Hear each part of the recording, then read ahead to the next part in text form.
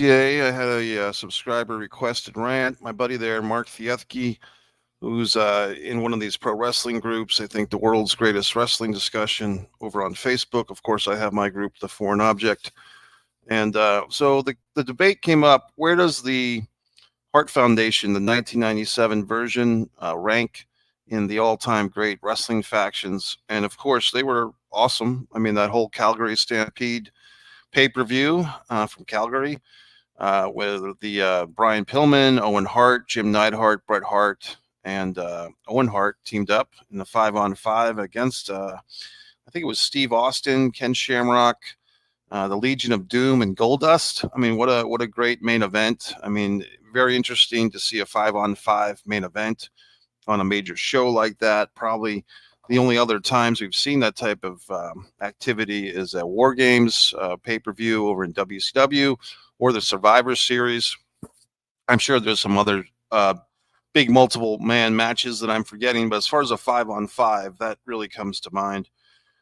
So, yeah, I mean, the Varsity, so many great groups. I'm going to get into them. But the Hart Foundation in 97 were obviously a great group. But I kind of jokingly stated, where do these guys rank? I just kind of came up with a number and said number 9. And Mark, as he would challenge me on that and say, okay, well, who's number 1 through 8? And, not ducking down from a challenge today.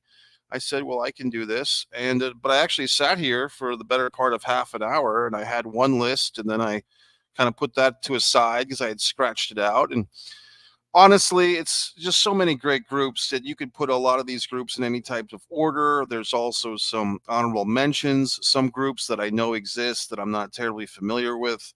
And once again, folks, this stuff is all subjective. I mean, there are no statistics. There are no, win-loss records in professional wrestling. It's very subjective stuff here, folks. I mean, so let's just take kind of the seriousness out of our tone for a moment. But at the same time, if we're going to make a list, let's make a list. Let's put some thought into it. There's tons of assholes and idiots online that are going to make lists that they don't know what they're talking about. I'd like to think I know what I'm talking about. But my breadth of knowledge goes to a certain point. It doesn't cover some things. For instance, one of my honorable mentions right off the bat, a lot of you guys would probably put these guys in number 1 or number 2, the Bullet Club. I'm not familiar enough with their work to tell you where they would rank. They're not among my favorites. I do acknowledge that they've had so many great members, like a Finn Balor, the Omegas and all these guys. AJ Styles, of course, but I mean, as far as where does the Bullet Club rank among my list, they don't, just because I'm not familiar, but that's not to take away from what you might think of them. But I'm going to give you my list starting right now. So number 10 coming in, this one probably very obscure to a lot of you guys, unless you're an old school wrestling fan, Hyatt and Hot Stuff International. Now, you might be thinking, what the fuck is that? Well, that was a group that was kind of a merging of two groups. Missy Hyatt was the female manager in the mid-'80s. She had gone from World Class Championship Wrestling, where she got her start, thanks to Michael Hayes and John Tatum and so forth. And she had come over to the UWF. She was really, before Sunny, 10 years later, before a lot of these women managers, Missy Hyatt was really ahead of the game. She was really a pioneer. She doesn't get a lot of credit. But Missy Hyatt, she had her guys, which were basically John Tatum, her kind of boyfriend, Hollywood Johnny Tatum, and Jack Victory, which was more or less their kind of secondary stooge guy, kind of a heater, kind of a tag team partner, kind of a fall guy. That's Jack Victory. John Tatum was obviously the leader of the group, and then Missy Hyatt was kind of their manager.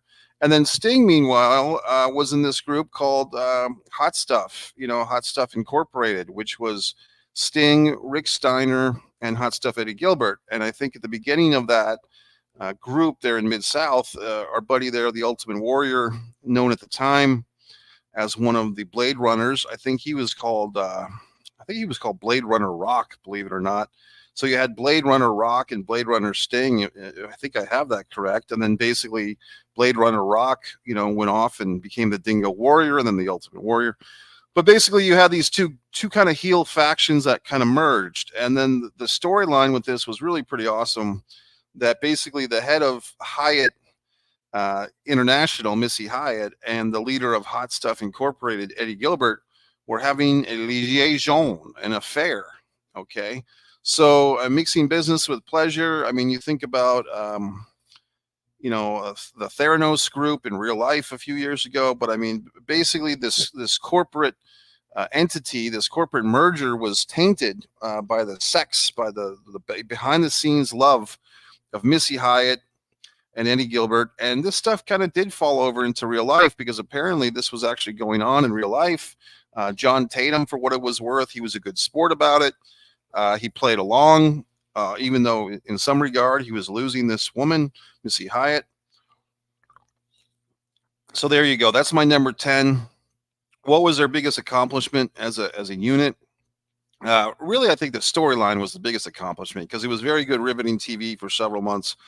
I believe they also had the tag team title within that group in one variation and another. I think Tatum and Victory had the tag team title.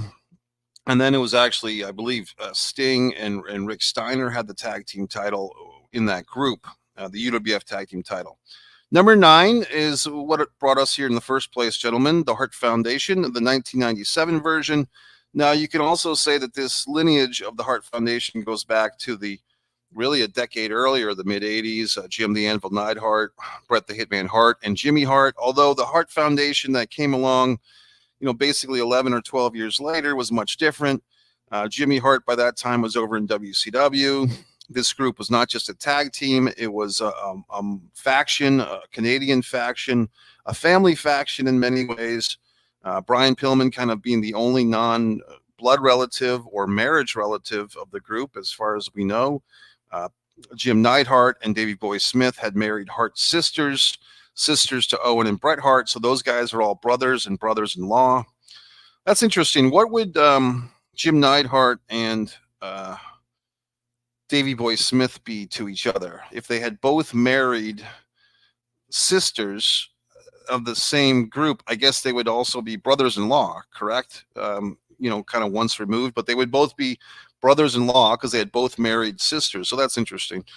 But in any regard, this group was great. The reason why I don't have them higher, gentlemen, and if there's any women who would possibly find this YouTube channel, One Pro Wrestling and Sports Fan YouTube channel, why I don't have the Hart Foundation higher is simply longevity.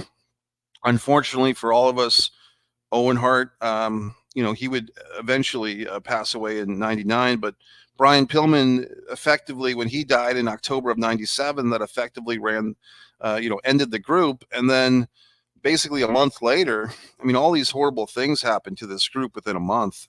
Brian Pillman dies in October of 97. And then in November of 97, the quote, infamous screw job, quote, Montreal screw job, Bret Hart. I believe Jim Neidhart and Davey Boy Smith also ended up leaving the WWF, which they don't really talk about that a whole lot, but that's true. Owen, the sole survivor, would stick around. And but yeah, the Hart Foundation was done. So I think the Hart Foundation, that particular group, they didn't even get started till maybe May of 97. I think if you look at the chronological order of things, the Bret Hart, Steve Austin, I Quit match at WrestleMania 13. That was, I believe, in late March of 97. And then basically they turned Bret Hart babyface heel. He has to bring in Owen and Davey Boy, and then eventually Jim Neidhart, and eventually Pillman. But that all kind of took over several months. It didn't happen overnight. And by the time he did the Calgary Stampede, and then the next month was the infamous pile driver from Owen Hart to Steve Austin, these guys really didn't have a whole lot of time. So maybe 6 or 7 months at the very most. A lot of that time, Bret Hart was injured for a good portion of that time.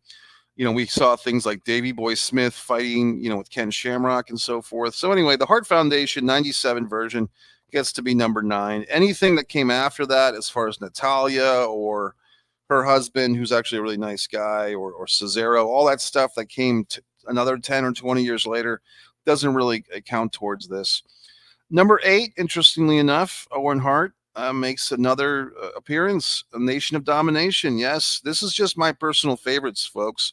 I'm not claiming that this is the essential list by anyone else's standards, but Nation of Domination, once again, 1997, really became an all-star group. I mean, it had a couple of different metamorphoses. You had Farouk, the former Ron Simmons. You had Brian Adams' crush. You had Savio Vega, and you even had PG-13 from Memphis coming in a few times as kind of the lackeys. They really did have an interesting six-man tag team match at WrestleMania 13 once again. I mean, 97 was really a fun year for pro wrestling, especially with WWF and WCW. However, Nation of Domination, eventually they did a nice storyline too. I think as you're seeing a theme here, folks, I like these factions that actually have a storyline to them and some changes and some twists and turns. And so The Rock kind of taking over the group from Farouk. Brian Adams and Savio were replaced. I mean, they put guys like Ahmed Johnson and Mark Henry and D'Lo Brown in the group, and The Rock. I mean, this is what kind of launched The Rock, to be honest with you. So the Nation of Domination, eventually The Rock takes over the group, gives the gifts out. If you remember that, the painting of himself to Farouk, all these wonderful things. I really put the group really pretty high, number 8.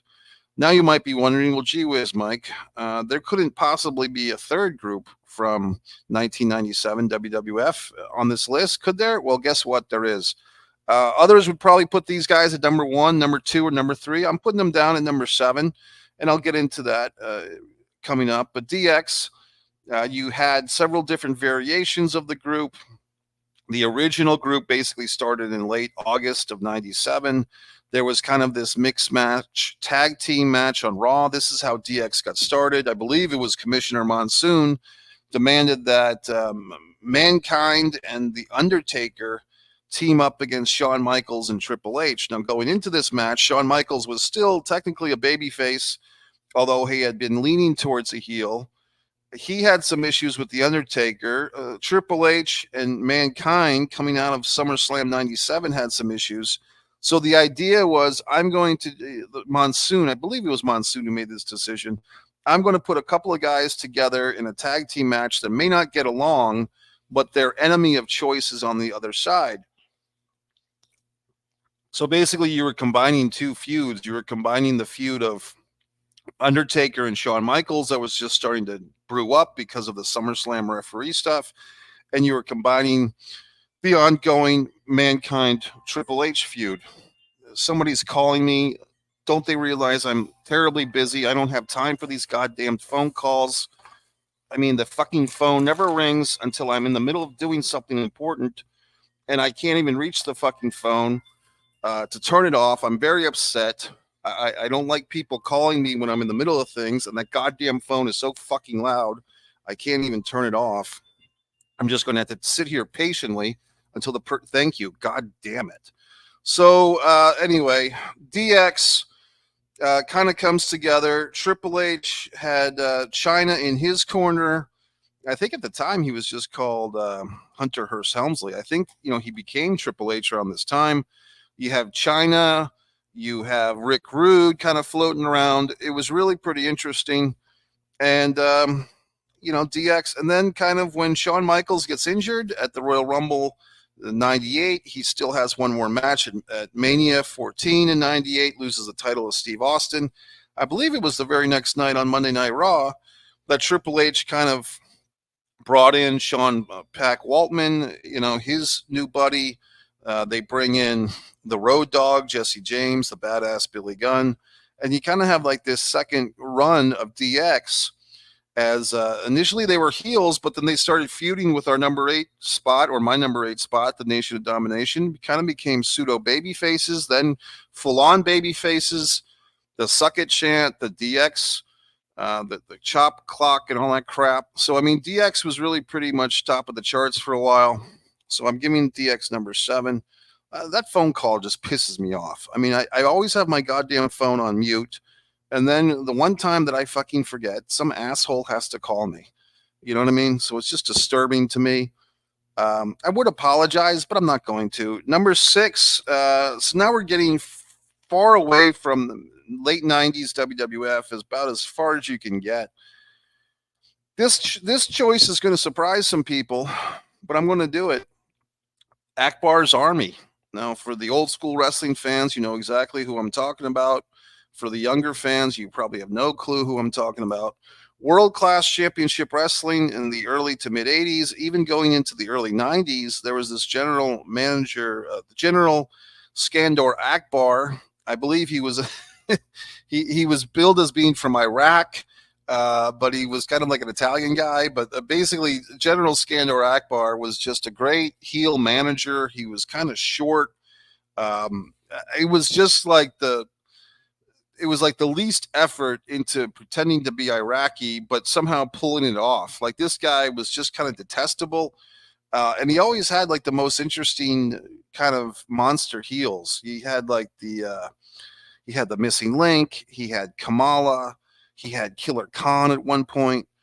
I mean, this guy, Akbar's Army, if they ever wanted to make the Freebirds, even when the Freebirds were in the middle of the feud with the Von Erichs, if he ever wanted to be a heel, so to speak, if they ever wanted to make the Freebirds babyface, they just have him go up against Akbar's Army.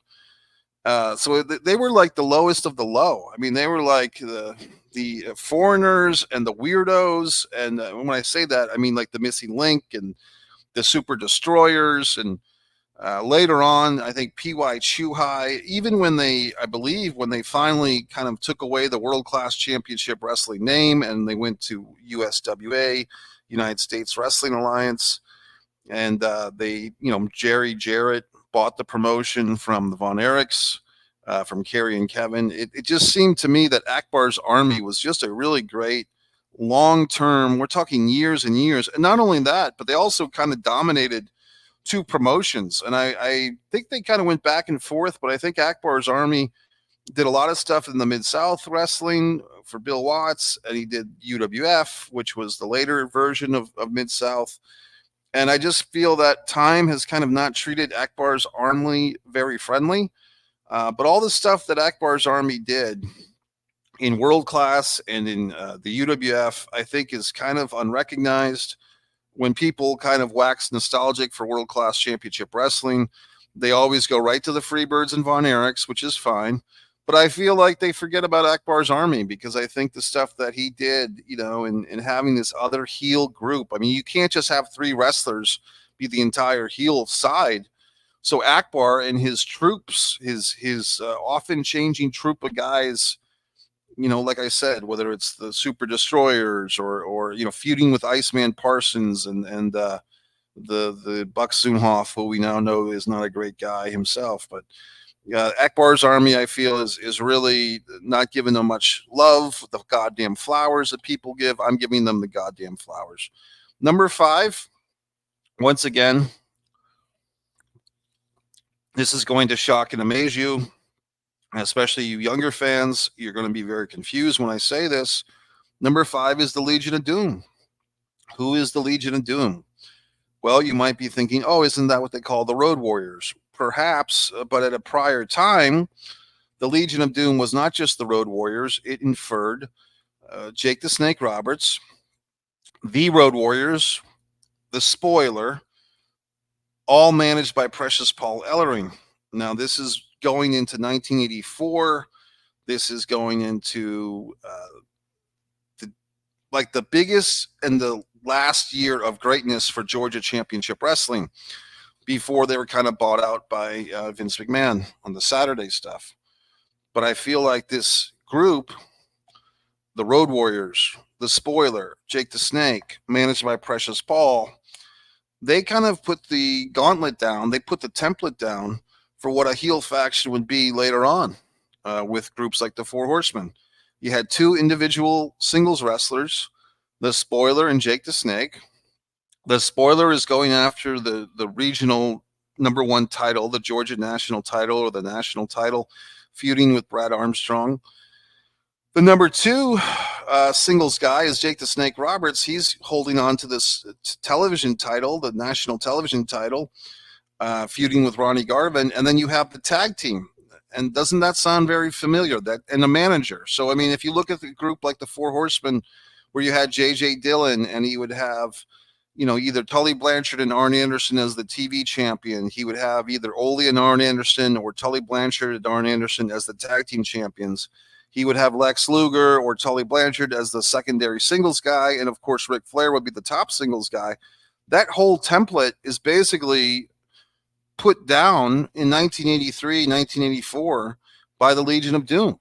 Like I said, the Spoiler's the number one heel. Jake the Snake is the number two heel singles. And the Road Warriors are the tag team dominant part of that four-person group. Very dominant group with only four members. They did do a storyline thing as well. They had King Kong Bundy, who was kind of being brought in as like a fifth member. I think the Spoiler might have been phasing out around that time, but Bundy was being brought in. And then they did this very interesting angle where Paul Ellering was doing commentary with Gordon Soley, and Paul Ellering thought they were in a commercial break, but they weren't. And Paul Ellering starts making fun of King Kong Bundy's weight and saying that if the Legion of Doom brought him in, they put him out of business because of all the buffet bills. So, I mean, very interesting way to turn a guy babyface. King Kong Bundy did not appreciate the fat jokes, and we're off and running with the big feud of King Kong Bundy and an assortment of partners from Ronnie Garvin to the Masked Superstar and Tim Horner and all points in between to take on the Road Warriors. And I just really feel like the Legion of Doom, what they did in about a year and a half in Georgia was really kind of the template once again for what the Four Horsemen did later on. And, most wrestling fans don't have this knowledge, don't have this insight, can't put 2 and 2 together to equal 4, but yet somehow I pull that off.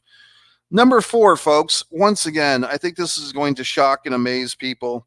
And once again, this is just personal favorites, so personal favorites. I really found these people to be a wonderful part of pro wrestling in kind of a boring time for wrestling. It was in the shadows of the Chris Benoit situation. The WWE was about to segue into the PG era. There was not a whole lot of stuff going on, but in total nonstop action wrestling, we had the beautiful people. Yes, I have a female group at number 4. I mean, to me, Angelina Love, Velvet Sky, and they would add Madison Rayne. They would add Lacey Von Erich. They kind of had Billy Gunn. I guess you could say Billy Gunn's on this list for the second time. And I think that's about it. I'm trying to think if there's any members that kind of came and went that I'm forgetting. But for me, the beautiful people, just Velvet Sky and Angelina Love were plenty. I believe when they added Madison Rayne, she was kind of the Buddy Roberts of the group. She was the one that could probably have the best wrestling matches. Velvet Sky was obviously the cute factor, the pretty factor. Angelina Love was very attractive as well, but she kind of had more of a badass, biker chick thing going. I just think that the beautiful people were vastly entertaining. I'm not alone in thinking that. I mean, the ratings apparently would always go much higher when these ladies were on television. They did a lot of fun segments. They were really like, as far as I can recall, maybe one of the first female heel factions, unless I'm forgetting someone. They were copied. The WWE copied them, I believe, with McCool. Layla and Michelle McCool copied these two. So, I mean, to me, the beautiful people, all of them I thought were great. Even Lacey Von Erich, she was not really a good wrestler, but she was obviously a beautiful woman and played the bimbo, blonde bimbo part very well. But, I mean, Madison Rayne, Velvet Sky, Angelina Love, I think was, in my mind, the real leader of this group. And I just thought they were fantastic. I really do. I think the theme song was great. I mean, it was like this very kind of catchy theme song. It was very different for pro wrestling. Their entrance, very seductive. Taz freaking out every time Velvet Sky went into the ring. Just a lot of fun. I mean, I think, and the thing with some of these factions, they're all basically heels, but fun. I mean, the faction should be fun in some regards. So I give it up to the beautiful people. Number 4.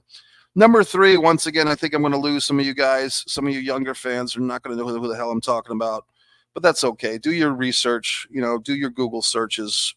Varsity Club. I am looking at Kevin Sullivan was the mastermind, the games master. Mike Rotundo from the University of Syracuse. Rick Steiner from the University of Michigan. That was the original group. They had a nice storyline that, basically it was the father choosing between the two sons. Kevin Sullivan was always kind of playing off these guys against each other. Rotundo and Steiner, I'm talking about. They even had a thing where Mike Rotundo gave the Florida title to Rick Steiner. When Jim Crockett Promotions bought out the Florida territory, basically they just had these belts, and Rotundo's got this belt, he's got the TV belt, and he basically just gives the Florida title to Rick Steiner, which was hilarious in some regard. It's kind of sad if you're a Florida wrestling fan. But in any event, I really liked this group. I thought they were really good. They were basically mid-card, undercard guys, playing second fiddle to the Four Horsemen. However, a lot of people think, and I think Kevin Sullivan always says this, that the Four Horsemen kind of held down the Varsity Club because the Varsity Club was getting more over. In fact, if you look behind me, you see this wonderful image. That's Mike Rotundo defending the TV title against Nikita Koloff in Baltimore. Okay. And if you look at some of the lineage, I mean, you have Mike Rotundo in the Varsity Club. His son, obviously, was Bray Wyatt. And Rick Steiner's son is Braun Breaker. So, I mean, you have this lineage that's continued. And also, there was a couple of other members. Steve Dr. Death Williams ended up replacing Rick Steiner in the group. I believe they were both in the group for a short period together. I mean, what a powerhouse. Steve Williams, Rick Steiner, Mike Rotundo, and Kevin Sullivan. Eventually, though, Steiner leaves the group. Steve Dr. Death and Rotundo defeated the Mighty Road Warriors at the Clash of Champions 6. Basically, a month later on pay-per-view at Music City Showdown, that same guy, Nikita Koloff, causes them as a special guest referee. They lose the title in kind of a interesting situation. Basically, they just lost the title by being stripped of the title. They never got beaten for the title, the World Tag Team title.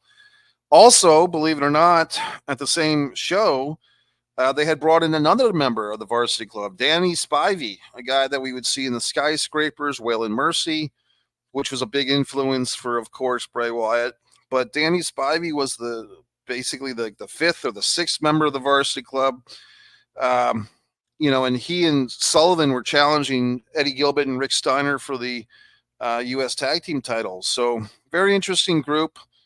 They kind of just didn't have a good ending for some reason. I think they just turned Dr. Death babyface again. Like he turned heel to join the group and then just turned babyface to get out of the group. And it wasn't really a good payoff.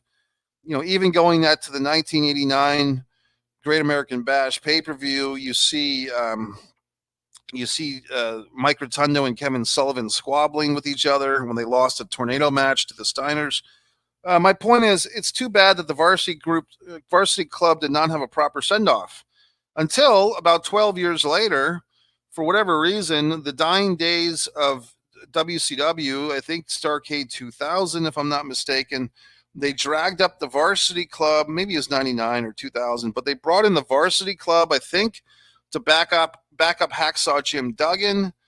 I want to say, was it the Steiner Rotundo version of the Varsity Club, or was it Steiner and Williams and Rotundo, whatever it was?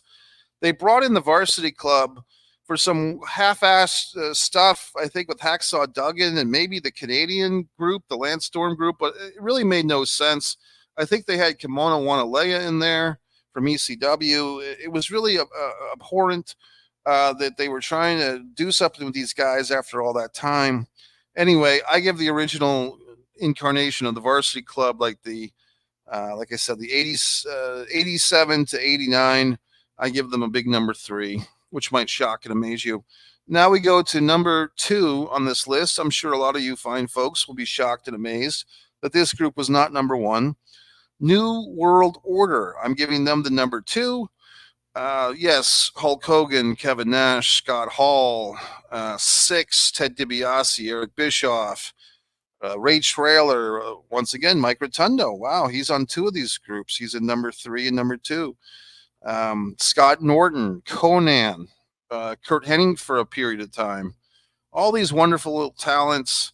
Then you had the variants, and maybe this is kind of why the group is hurt. I mean, when you start doing the Wolf Pack with Lex Luger and Sting, and Randy Savage, of course, was in the original black and white. When you start doing all these variants, it really was more is less, basically. When they started adding all these things to the NWO, it did become more is less. But the first year or two of the New World Order, say from 96 to 98, 99, it's just, we could talk here all day about the New World Order, but they were really an awesome, powerful group. The T-shirt, such a huge seller, really gave Hulk Hogan a second half to his career, and he made the most of it. And I mean, the things that they did with the crossover, I mean, the Tonight Show, Jay Leno wrestling, Dennis Rodman in the NWO, all these wonderful things, the Japan New World Order, that group with Chono and Muda, and even the spin-offs, the BWO parody group in ECW, the Latino World Order that we still see today. I mean, you can't take much away from the New World Order. So they're number 2. And you probably figured it out, folks. I mean, you probably figured it out by now. Even with my other, list here, I made my first list, and they both had Horseman number 1 and NWA number 2. And then I kind of went around the circles with all the other listings. Maybe I'll put these lists on eBay for you people, if you give a fuck. But basically, I'm giving the number 1 to the Four Horsemen. I mean, how can you not? How can you not? I mean, yes, they did take certain elements, whether they knew it or not, from the Legion of Doom group a couple of years earlier. Maybe they were aware of that. Maybe they weren't. And the New World Order, of course, you could say sold more T-shirts and this, that, and the other. But as far as a group that was really pivotal in keeping the National Wrestling Alliance alive in the time of Vince McMahon trying to destroy all the competition and all his father's colleagues, I think the Four Horsemen were really the glue that kept the Jim Crockett Promotions together. And even in the early days of WCW, I kind of did like the 1990, version of the Four Horsemen with Barry Windham and Sid Vicious and so forth. So, I mean, we could talk here. We could have a whole different list of your 10 favorite Four Horsemen lineups. And people tend to shit on, the lineups with Paul Roma and stuff like that.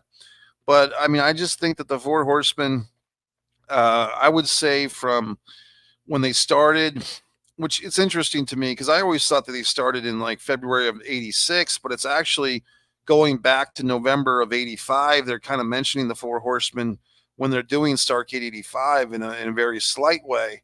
But once they were off and running, with J.J. Dillon and so on and so forth, Tully Blanchard, all these wonderful guys, Arn Anderson. I mean, to me, the 85 to 91, 86 to early 91.